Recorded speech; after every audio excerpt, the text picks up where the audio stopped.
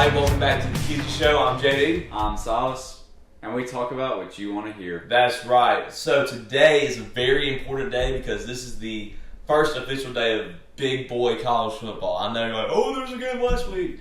Don't care. This is when it actually starts. This is when everybody starts to tune in. Silas, how hyped are you? I am so hyped. First Saturday of college football. Let's rock and roll, baby. Let's rock and roll. So, some of y'all know this. Some of y'all might not have noticed that there were some other games going on. Not just the ones today, but there was a game Thursday in which the Boise State Broncos, now let me remind y'all, they were the 3 seed in the playoff last year. And they went down to South Florida and they got, 34-7. Silas, did you watch any of this game?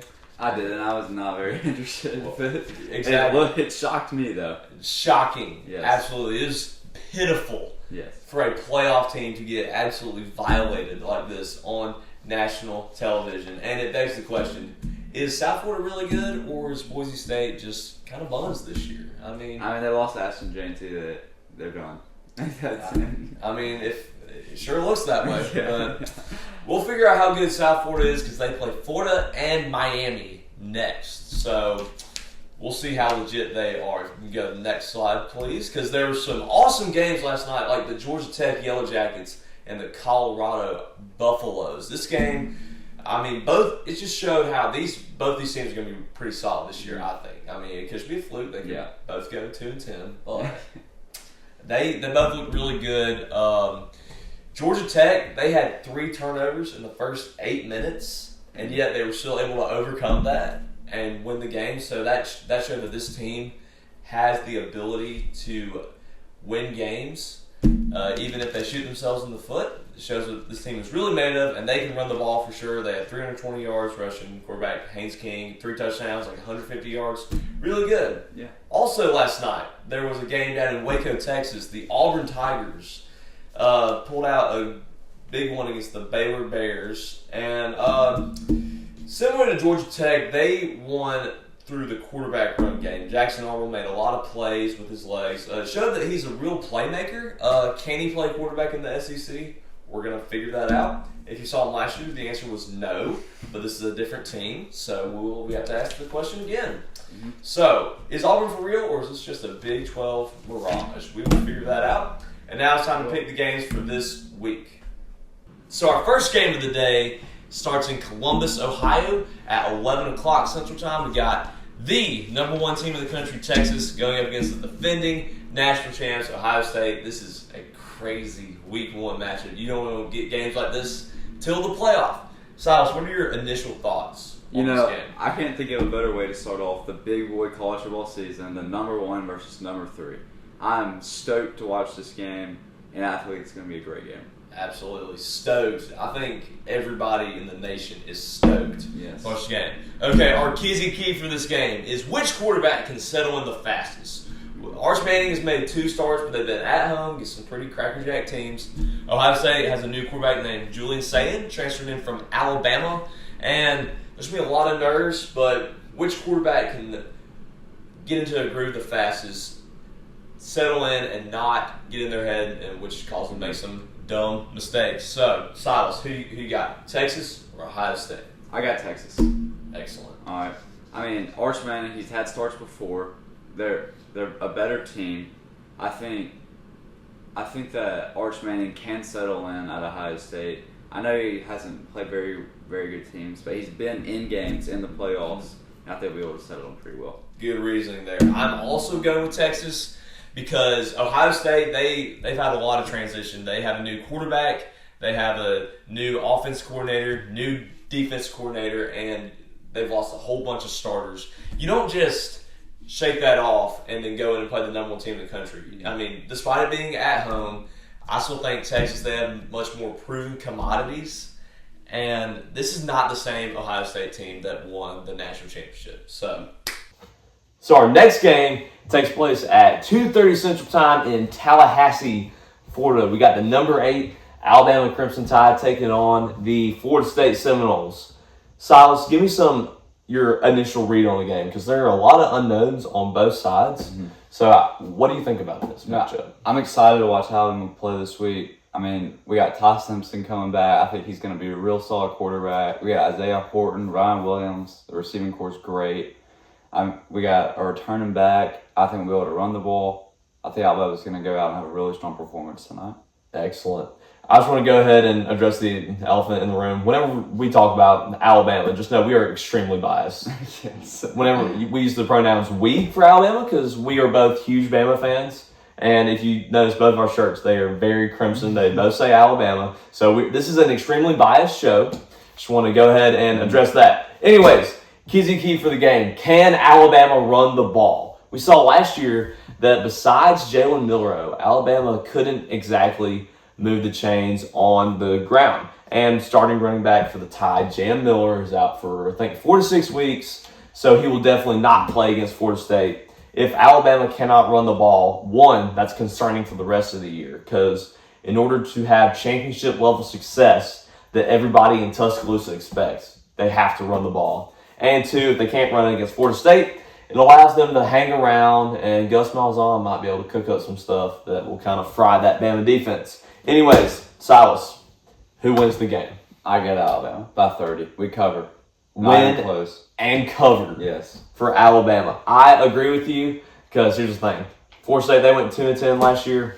And no matter how good of an offseason you have, you can't just fix 2-10 in one offseason. So we may be wrong, but we're probably not. Anyways, our next game takes place in Clemson, South Carolina, in what some people call the real Death Valley.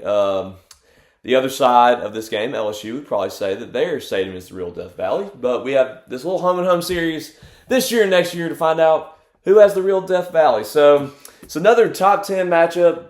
Two amazing quarterbacks, arguably the two best in the country, squaring off. And these are two teams that they had good seasons last year, but not at the level that their fans would like. And they've had some questions. So, Silas, what are your initial thoughts on this game? I'm excited to watch this game. I think it's going to be an offensive powerhouse. Two great quarterbacks, as you mentioned earlier. But I have this one buddy. He's a Garrett Nussmeier. Does not stop talking about him. All right.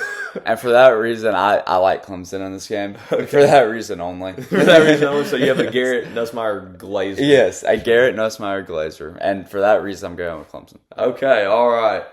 Our Kizzy key for this game is which team does not shoot themselves in the foot? Because if you watch both these teams play last year, you'll know that they both made a lot of mistakes. They both wasted some of their bullets in their own feet, and both teams had to get bailed out a couple times. Like LSU versus South Carolina, they got a really crappy call that bailed them out. Clemson had to rely on some crazy antics to beat some pretty mid-level ACC teams like Pittsburgh last year, and they got demolished by Louisville. So, Silas, who wins this game? I got Clemson. They're a solid team this year. I don't know if they're number 4 in the nation, like the preseason poll is saying, but we'll see. That's why we play the games. That is exactly why we play the games. I will also rock with Clemson here because home field advantage is legit, especially Death Valley at night. And they have the highest percentage of returning production in the country, that 85%. Dabo Swinney's way of building his program through recruiting.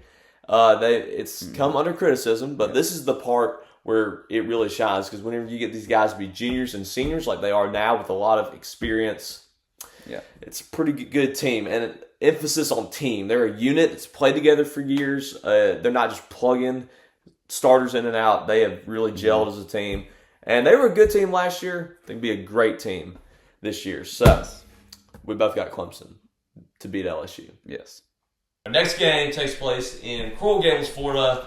We have a pretty historic rivalry, so to speak. If you ever watched the 30 for 30 Catholics versus Convicts, it's very good. You ever seen that? Yes, it's very good. That's one of my favorites. We got Notre Dame, Miami, another top 10 matchup. This one takes place on Sunday, actually, but 3 top 10 matchups for this weekend of football. Silas, what are you thinking going into this game? I'm excited to watch this game too. It's a great week of college football. I'm really excited to see Carson back in the new stripes over here at Miami. And I'm really ready to see Notre Dame run the ball. It's one of my favorite types of games to watch, just a run powerhouse. Do you agree, JD? I do agree for sure. Going to be a lot of running in this game. The Kizzy key for this is the Miami defense. If you watched Miami last year, you saw some great offense. Y'all saw some pretty stinky defense. Their secondary was hot garbage, and they could barely stop the run. So Miami's defense has to show up, or else this will be a very, very long day. Silas, who wins the game? I got Miami, JD. I'm really excited to see Carson back out there. I think he's going to go out. Their offense is going to overcome, even if their defense struggles a little bit, I think they're going to overcome Notre Dame, and I think they're going to win. Okay, I'm glad you picked Miami because I really didn't want us to all pick the same. So I'm going Notre Dame for this game. Just their ability to run the ball will keep them in the game. They can for sure run the ball. Supposedly they're having a really good group of wide receivers. That's what they've been saying during training camp. And Miami's defense is supposedly better. That's what Miami's been saying from their training camp. Their defense may have that elite level, but I have not seen that yet. I will not believe it until I see it. That's why we play the games. That's why we play the game, man. Come on, because you don't win football on paper. You win it on the field. So Miami's defense was abysmal last year. So Notre Dame has proven success. Although they have a new quarterback, so does Miami, and Carson Beck, he had like a major surgery on his elbow last offseason. Don't know if he's fully recovered, so I'll roll with Notre Dame. Proven success. Okay, so that wraps up another episode of the Kizzy Show. We're going to go over our picks real quick. We're picking straight up and against the spread, and something we're going to do this year is me and Silas are going to have a little competition. This is going to last until the national championship game, so from right now until the end of the season. And Silas, we decided on a punishment before we start rolling. Can you tell everybody what that is? We are going to jump in the Black Warrior River in January when it is freezing cold. That's right. The loser will do that. And the thing is, since we're going straight up and against the spread, what happens if, let's say, one of us wins straight up and one of us wins the spread? What happens in that situation? We will both be jumping in the Black Warrior River in the freezing cold. Yeah, so that's the punishment for this year. By the way, Black Warrior River is nasty. It's pretty nasty. I'm not wrong. Yeah. So, anyways, let's go over the straight up picks. You might want to move so that people can kind of see your picks, Silas. I think they should be good. We actually don't have a cameraman today, so if you realize some of the angles may be a little different, and if we can't move the phone, that's what I'm trying to say. Yeah. Anyways, all the straight up picks are the same except for that last game. I have Notre Dame. Silas has Miami. Can you hit the next slide, please, sir? Yes. Thank you. Okay, spread the same except Silas has LSU to cover against Clemson. Mm-hmm. So that's pretty much it. I mean, y'all can read, y'all can see what we got. So yeah, there we go. That'll do it for the Kizzy Show. We have not done super segments so far for the seasons because I've been too lazy to edit the videos. We still don't have an editor. It's a struggle out here. Yeah, that's right. We're suffering for sure. Be sure to check out our new devotional series on the channel, Setting the Tone. New episodes Monday through Friday. Any other announcements for the people, Silas? If you're in T-Town, hit up Jimmy John's. Any of them in Tuscaloosa. That's right, because we both work at Jimmy John's, and if you go to Jimmy John's a lot, it'll give us more money, so we keep doing this. Yes. So, thank you.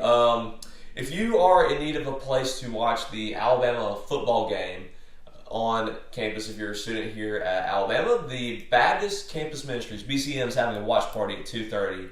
Want to make that announcement, and be sure to check out Capstone Church Tuesday night. We have a service at Monarch Coffee House. Starts at 7 for all you college age people watching the video.